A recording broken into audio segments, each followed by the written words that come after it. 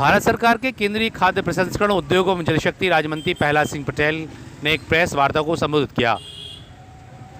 सांसद निवास पर आयोजित प्रेस वार्ता के दौरान केंद्रीय मंत्री प्रहलाद सिंह पटेल ने पत्रकारों को संबोधित करते हुए बीते जिला पंचायत के चुनाव में कांग्रेस के प्रत्याशी की जीत और भारतीय जनता पार्टी के प्रत्याशी द्वारा फॉर्म नहीं डाले जाने के मामले में खुलकर अपनी बात रखी।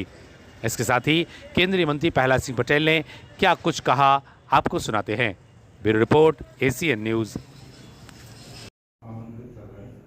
एक साल के बाद कुछ परिणाम बदलेंगे? नहीं, मैं ये कहता हूँ कि हमारे उम्मीदवार को प्रस्तावक न मिला हो, इस बात को साबित करने का तो बेहतर तरीका यही है। बाकी चीजें प्रदेश का नेतृत्व देखेगा।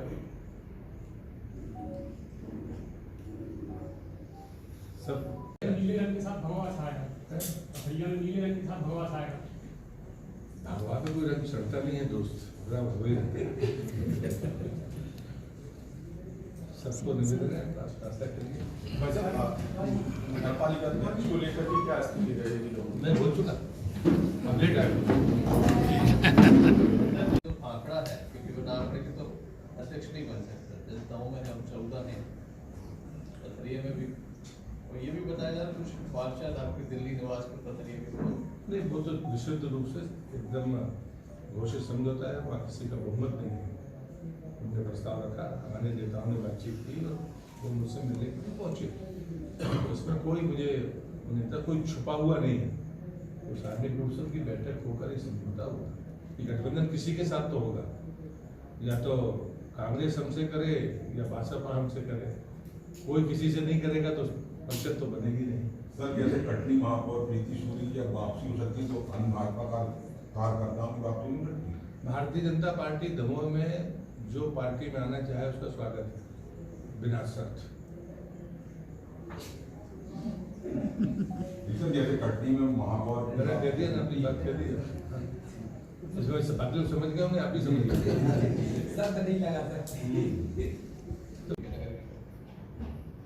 मुझे लगता है कि जिस दिन सभा, आप तो तारीख आ रही है, 5 तारीख है, सभा के साथ ही हो जाएंगे। उसमें कोई हमारे यहाँ दुविधा नहीं है। जिला पंचायत में क्या दुविधा थी? ऐसा क्या हुआ कि उसकी अब मुझे लगता है कि प्रदेश अध्यक्ष जी से मैंने, मतलब मैं मांग कर रहा हूँ, आप समझ लीजिए, बल्कि मैं कहूँगा कि उनकी उम्मीदवारी का प्रस्ताव करने वाले को भी सफाई देनी होगी कि परिस्थितियाँ बनी कैसे।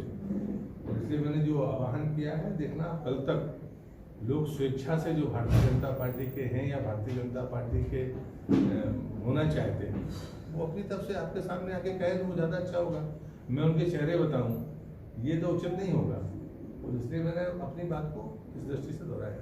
जिला पंचायत पद के प्रत्याशी के प्रभारी मंत्री मुख्यमंत्री की बात करें, तो क्या आप इस संबंध में उनसे या उन्हें आप चर्चा की, या उनका ये व्यक्तिगत? मैं समझता हूँ मैं पर्याप्त बोल चुका हूँ, कोई इतना बोलता नहीं है।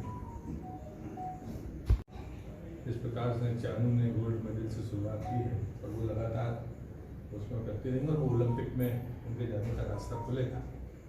दूसरा, उसके बाद भी 2 लोगों ने और पदक जीते, उन सबको मैं इधर से बधाई देता हूँ। और दूसरा, एक डिबेट चल रही है जिसका आज आखिरी दिन है।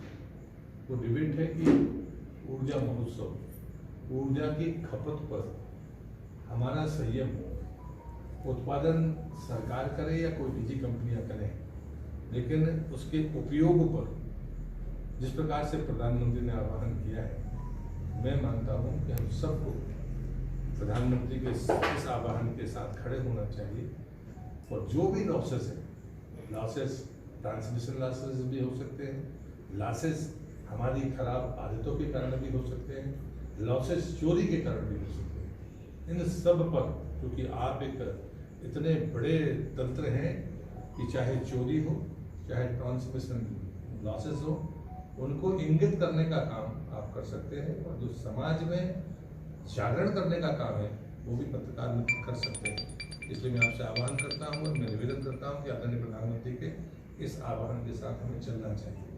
जैसे मैंने उस दिन भी कहा था कि इस जिले में, क्योंकि हमको लगातार अगर लॉसेस को रोकना है, तो उसके लिए 28 करोड़ रुपए भारत सरकार ने दिए हैं।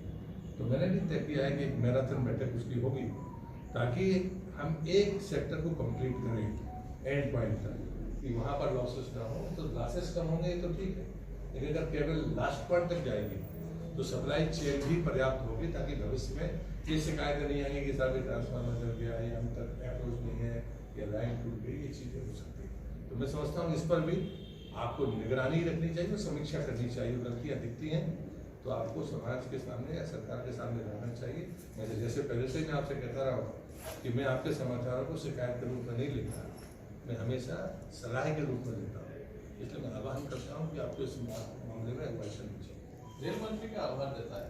अभी शुरुआत नहीं हुई और स्टॉपेज नए सिरे से फिर से आवंटित होने की परिस्थिति, उसमें अगर कोई ट्रेन चलती है और अब ये तय है कि पहले हरी झंडी लेकर सब पहुँचाया करते थे, तो मुझे लगता है कि हम सबको व्यवहारिक होना होगा।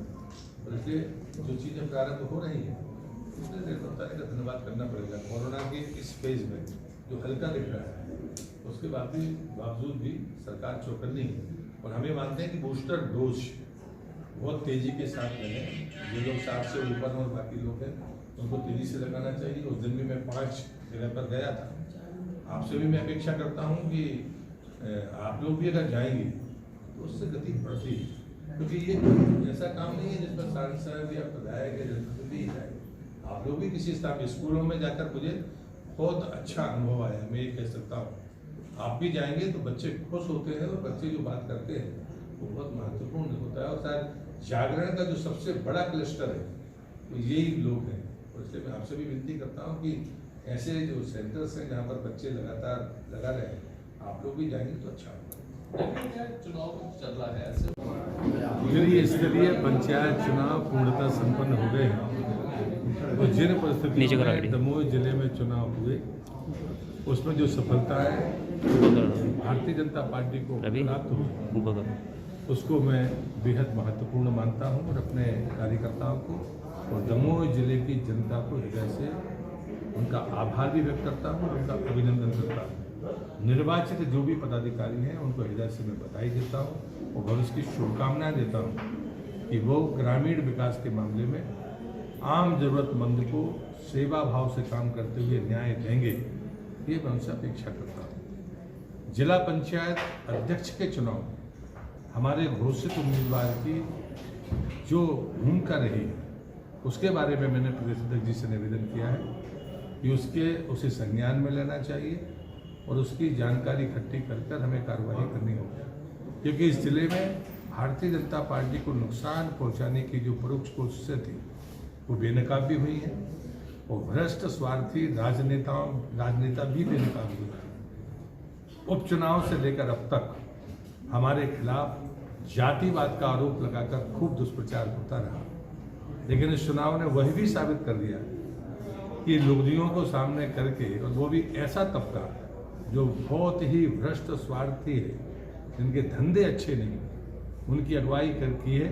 लेकिन मैं इससे खुश हूँ और गौरवान्वित हूँ कि दमोह जिले में राजनीति का जो परिष्करण की यात्रा थी वो पूर्णता की ओर है, और इस शुद्धिकरण से इस जिले में स्वच्छ राजनीति की अगुवाई होगी। और से जो भारतीय जनता पार्टी के कार्यकर्ता हैं उन तमाम जिला पंचायत सदस्यों से मैं कहूँगा एक बार वो आप लोगों के सामने आकर स्वतः कहें कि कौन भारतीय जनता पार्टी का है, चीज़ें साफ हो जाएंगी। भाई साहब उस दिन चुनाव के दिन चलिए साहब।